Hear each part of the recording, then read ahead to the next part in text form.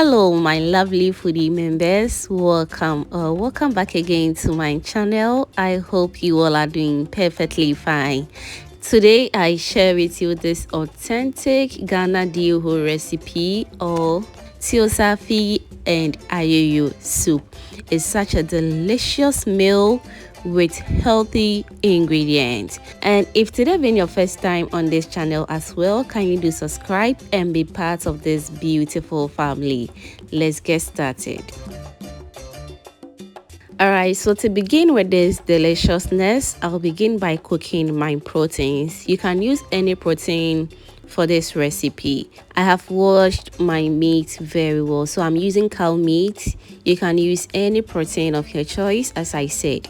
So next I'll go in with some wele, pomo, or cow skin, any way you want to call it, okay?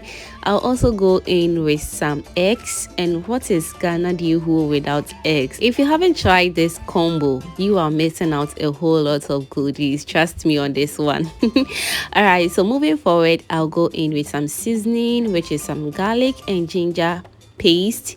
I'll also go in with some cow seasoning powder or meat seasoning powder.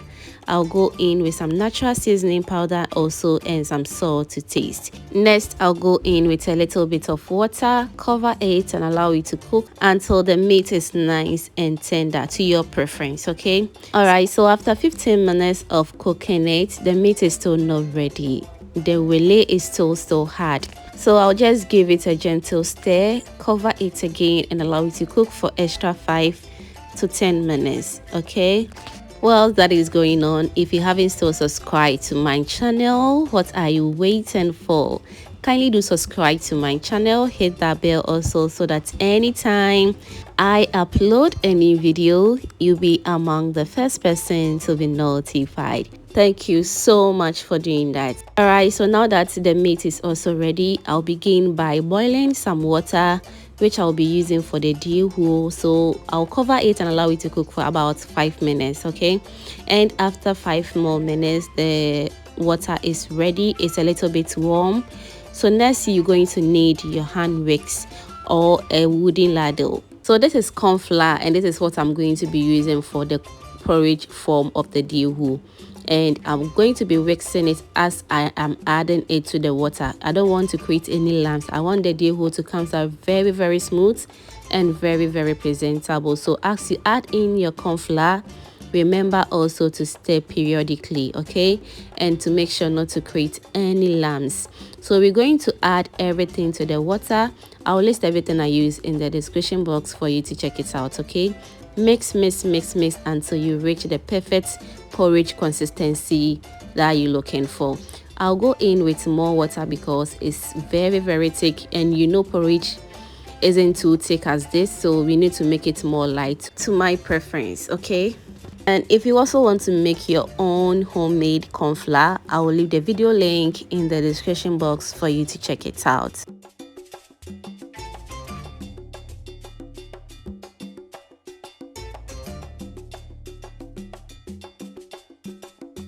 Alright, so as we mix our dioho porridge, I want to state that we don't add in salt when we're preparing dioho, so kindly note that. Alright, so after stirring the porridge on fire for about 10 to 15 minutes, you just have to allow it to cook a little bit for additional 10 minutes. So when you see bubbles forming on top like this indicates that the porridge is ready.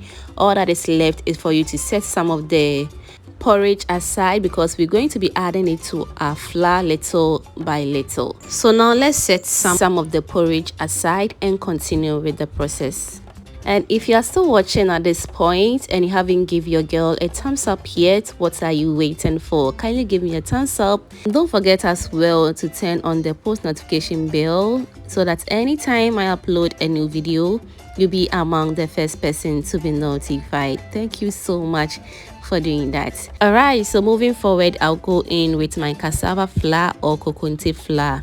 I have the video on my channel as well. I'll leave the video link in the description box for you to check it out as well. So I'm repeating the same process as I did to the corn flour as well when making the porridge. So as you add in the cassava flour to the porridge, make sure to stir periodically because we don't want to create any lumps and we want the dewo or our TZ to really come out beautifully, and so that we can really enjoy ourselves very well.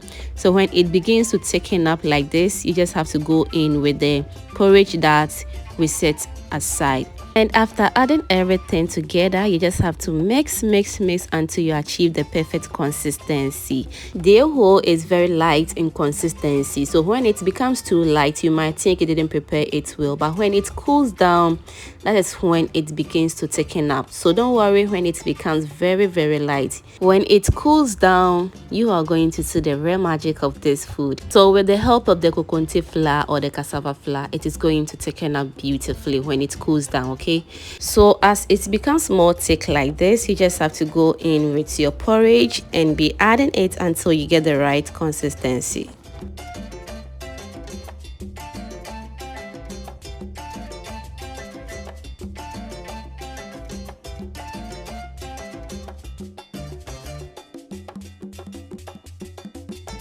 Alright, so after stirring for a while now, I'll go in with the last porridge. If you add in the last porridge like this, just allow it to cook for about 5 to 10 minutes on a low medium heat until it cooks very well. Yes, after that you just have to stir until your dewo is done or is ready.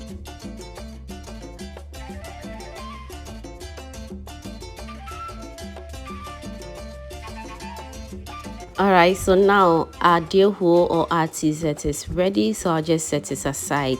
Moving forward, we're going to begin by starting with the soup, AYOYO soup or our green soup. So I have my AYOYO leaves or jute leaves nicely washed. This is what we use for TZ soup, and I'll also be adding in some fresh okra and onions. The onions is going to allow the soup really taste good, and the okra is really going to help the AYOYO leaves or jute leaves draw really well. So I'll blend everything together and pour it to my cooking pot, and look at how green and slimy the okra came out. You can omit the okra if you don't want it too slimy like this. Okay, so moving forward, I'm also going to add in my dawa or locust beans. It is really going to bring out the perfect taste in this green soup. Trust me, when you don't add in this dawa to this green soup, you are not going to feel that roadside TZ taste that you're looking for. Trust me, I added in my account to make the okra draw very well. You can omit it if you don't want to. Okay, I went in with a little bit of water because this okra was very heavy, so I needed to add in more water. I'll stir beautifully and allow it to cook for about 5 minutes.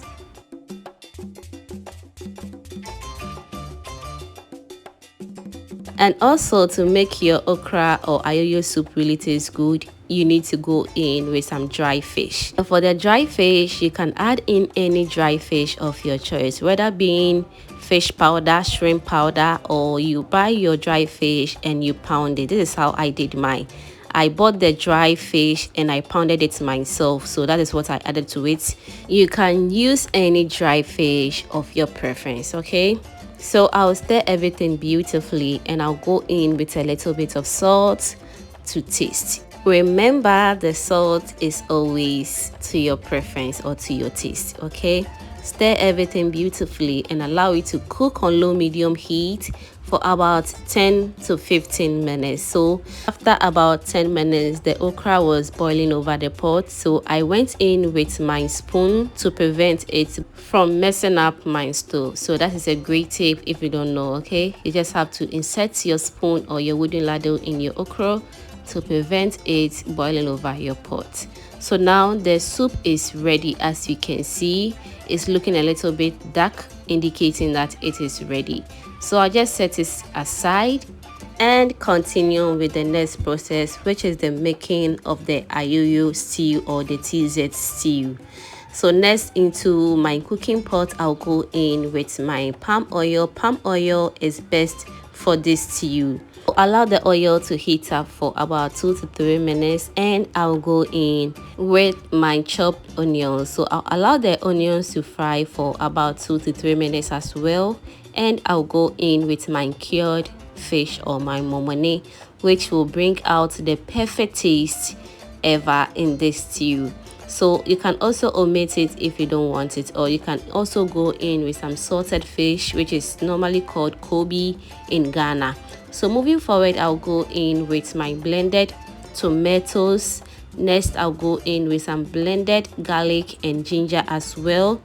Moving forward, I'll also go in with my powdered pepper. You can also use fresh pepper for this recipe if that is what you want. Okay, so I covered it and allowed it to cook for about 10 minutes, but unfortunately I lost the clip. So fast forward, I'm adding in my tomato paste. I'll stir beautifully as well and cover it and allow it to cook until it is also nice and ready. Whilst the stew is going on, don't forget as well to subscribe to my channel if you haven't done that yet. Hit that bell also so that anytime I upload a new video, you'll be among the first person to be notified. Alright, so after about 15 minutes of cooking, the stew is looking all ready now.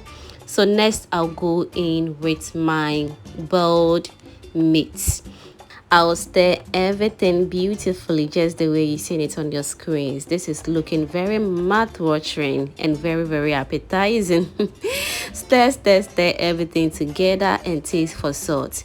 Because I added in some seasoning to the meat, you just have to be mindful of any additional seasoning that you add to it. But it wasn't enough, so I went in with some stew seasoning powder, all-purpose seasoning, and a little bit of salt to taste. I will stir everything together, cover it, and allow the stew or the seasoning to cook down a little bit.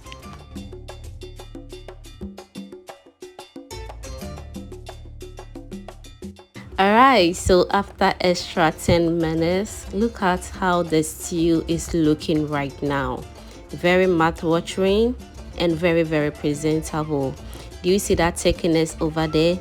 This is the perfect thickness that I'll be going for. Caesar stew shouldn't be heavy. It should be more light and lighter than this one, and very delicious as well.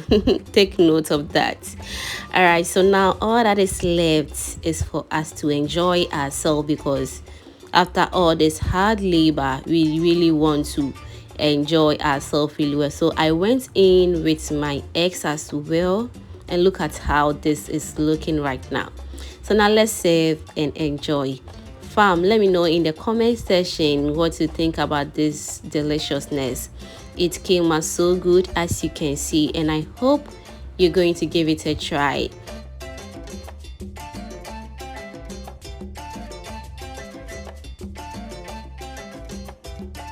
Alright, so now if you watch this video to this point, that means you are always a proud foodie member. And if you enjoyed to this point, don't forget as well to turn on the post notification bell, like, comment, and share this video. And please do well to subscribe to my channel and be part of this beautiful family.